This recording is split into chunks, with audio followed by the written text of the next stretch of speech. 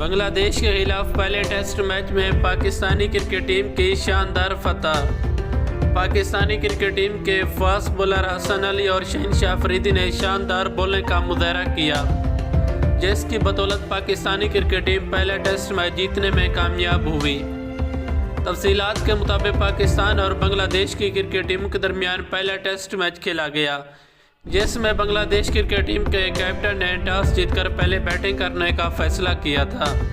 Bangladesh cricket team अपनी पहली innings में पहले बैटिंग करते हुए 330 रन बनाकर मुकम्मल आउट हो गई। इसके जवाब में हसन अली ने 5 विकेटें हासिल की थी और पाकिस्तानी क्रिकेट टीम ने अपनी पहली इनिंग्स में 286 रन बनाकर मुकम्मल आउट हो गई। इसके जवाब में बांग्लादेश क्रिकेट टीम ने अपनी दूसरी इनिंग्स में 157 रन बनाए और पाकिस्तानी क्रिकेट टीम को जीतने के लिए 202 रन का टारगेट दिया।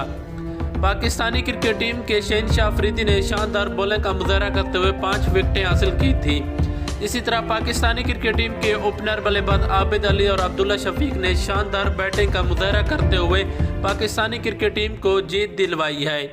इसी तरह पाकिस्तानी क्रिकेट टीम 2 टेस्ट मैचों की सीरीज में से 1 टेस्ट मैच जीत चुकी है।